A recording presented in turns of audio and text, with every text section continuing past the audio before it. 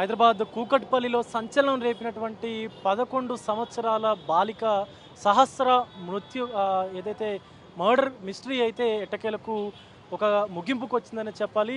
ఆ నిందితుడిని హత్య చేసినటువంటి నిందితుడిని మైనర్ బాలుని అయితే పోలీసులు అదుపులోకి తీసుకున్నటువంటి సిచ్యువేషన్ కూడా కనిపిస్తూ ఉంది. ప్రస్తుతం మనతో పాటు సహస్ర మేనమామ మల్లేష్ ఉన్నారు.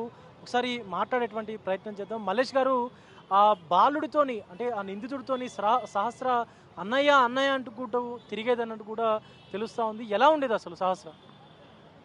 బాబు పాప ఎప్పుడు కూడా వాడిని ఎప్పుడైనా కూడా అన్నయ్య అన్నయ్య అనే పిలుస్తుంది. అలా అక్క దగ్గరికి కూడా పోయేది. ఆ పాప బాబుకి చెల్లి ఉంది, వాళ్ళ అక్క దగ్గర కూడా ఆడుకుంటుండే. ఇద్దరు మంచిగానే ఉంటుండే. ఆడు వస్తలేదన్న మాట వస్తుంది. చెప్పండి మళ్ళీ సార్. పాప పాప పాప సహస్రిని వాళ్ళ తమ్ముడు కూడా ఇద్దరు వాళ్ళ ఇంటికి వెళ్ళి ఆడుకుంటుండే మంచి అన్నయ్య అంటుండే, అక్క అంటుండే. బర్త్డేకి కూడా వచ్చిండ్రు. అంటే సహస్ర బర్త్డేకి ఆ బాలుతో పాటు వాళ్ళ కుటుంబ సభ్యులు కూడా వచ్చారా? అక్క వాళ్ళ అన్నను చెల్లి ఇద్దరు వాళ్ళ ముగ్గురు ఉంటారు. మొత్తం ముగ్గురు కూడా వచ్చి పాపకి బర్త్డే రోజు కేక్ కూడా పెట్టిర్రు. ఆ ఫోటో ఉందా? ఆ ఫోటో ఉందా? ఉంది ఫోటో ఉంది.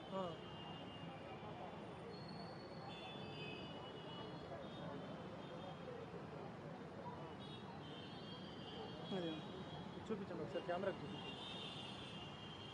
చూడొచ్చు మనము ఆ సహస్రని బర్త్డేకి కూడా ఆ బాలుడు వచ్చినట్టు కూడా తెలుస్తూ ఉంది. ఆ బాలుడు తన పుట్టినరోజు వేడుకల్లో కూడా మనం చూడొచ్చు సహస్ర ఫోటో పక్కన ఆ కేక్ పెడుతూ కూడా అక్కడ ఆ బాలుడితో పాటు అంటే నిందితుడితో పాటు తన సోదరి కూడా ఈ ఫోటోలో మనకు కనిపిస్తున్నటువంటి దృశ్యం చూడొచ్చు. సహస్ర బర్త్డేకి కూడా వీళ్ళిద్దరూ వచ్చి కేక్ని పెట్టినటువంటి దృశ్యాలు కూడా కనిపిస్తూ ఉన్నాయి. మరొక పక్క చెల్లి అంటూ కూడా పిలిచేవాడంటూ కూడా తెలుస్తుంది.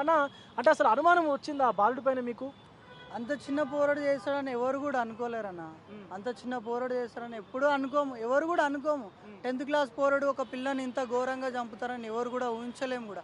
అసలు డౌట్ కూడా రాదు. అది ఆల్రెడీ బాబు ఎలా చేయాలి అదంతా ఆల్రెడీ పేపర్ నోట్స్లో అన్నీ రాసుకున్నాడు.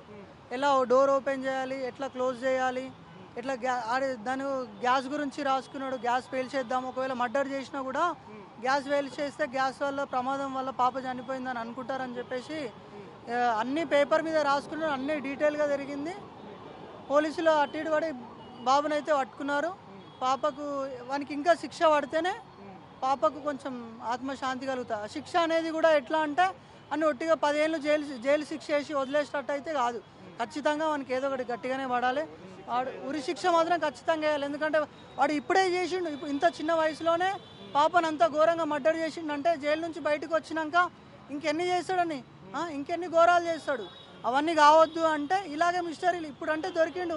నెక్స్ట్ టైం వచ్చినాక ఏం చేయాలి, ఇంకా కేర్ఫుల్గా ఇంకా ఇంకా కేర్ఫుల్గా చేస్తుండొచ్చు. ఇంకెన్ని పానాలు పోతాయి వాడు వచ్చినాక. అందుకని ఖచ్చితంగా వానికి ఉరిశిక్ష వేయాలి. ఉరిశిక్ష వేసేదాకా ఖచ్చితంగా పోరాడతాం మేము. ఖచ్చితంగా ఉరిశిక్ష వేసేంత వరకు మేము ఖచ్చితంగా ధర్నాలు కానీ ఇంకా పెద్ద లెవెల్ కానీ పోనీకి కూడా రెడీ ఉన్నాం. ఖచ్చితంగా శిక్ష అనేది వాడాలి. ఇప్పుడు ఆ బాలుడు మీ అక్క వాళ్ళతో మీ బావ వాళ్ళతో సన్నిహితంగా కూడా ఉండేవాడంటూ కూడా తెలుస్తూ ఉంది. అంటే వీళ్ళని క్లోజ్గా గమనించినటువంటి ఆనవాళ్ళు ఏమైనా ఉన్నాయా? క్లోజ్గా అంటే పక్క బిల్డింగే కదా, పక్క బిల్డింగే.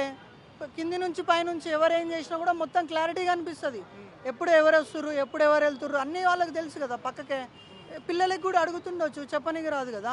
పిల్లలు కూడా మీ డాడీ ఎప్పుడు పోతాడు, మీ మమ్మీ ఎప్పుడు పోతుంది అన్నీ క్లారిటీగా తెలుసుకున్నాయి. ఎందుకంటే పైనుంచి చూస్తే వీళ్ళ పెంట్ హౌస్ క్లారిటీగా కనిపిస్తుంది. ఎప్పుడు వస్తుర్రు, ఎప్పుడు వెళ్తుర్రు అన్నీ తెలుసు వానికి. అన్నీ తెలుసుకొని ప్లాన్ ప్రకారంగానే పిల్లని హత్య చేసిండు. అంటే వాళ్ళ తల్లిదండ్రులు ఏం చేసేవారు, వాళ్ళ తల్లిదండ్రుల ప్రవర్తన ఎలా ఉండేది? అంటే గతంలో ఈ నిందితుడు ఏమైనా ఇలాంటి కార్యక్రమాలకు ఏమైనా పాల్పడినట్టుగా ఏమైనా ఐడియా ఉందా? మాకంత ఐడియా లేదు. వాళ్ళు ఏం చేస్తారనేది తెలియదు మాకు, పేరెంట్స్ కానీ. సో అత్యంత దారుణానికి ఒడిగట్టినటువంటి ఆ నిందితుడు, ఆ మైనర్ బాలుడు ఎవరైతే ఉన్నారో సహస్రినికి సంబంధించినటువంటి కుటుంబ సభ్యులను తన ఇంటిని కూడా పూర్తిగా 24/7 మానిటర్ చేసేవాడంటూ కూడా తెలుస్తూ ఉంది. ఎందుకంటే చేస్తేనే ఈ ఉదంతానికి పాల్పడేటువంటి అవకాశం ఉంది. లేకపోతే అసలు ఎక్కడ ఏం జరిగేది అనేది కూడా తెలిసేది కాదు. సో ఖచ్చితంగా తన పైన కఠిన చర్యలు తీసుకోవాలంటూ కూడా తన మేనమామ తన బంధువులు కూడా మాట్లాడుతున్నటువంటి పరిస్థితి కనిపిస్తూ ఉంది. కెమెరా పర్సన్ హరీష్తో విజయ్, బిగ్ టీవీ, కూకట్పల్లి నుండి.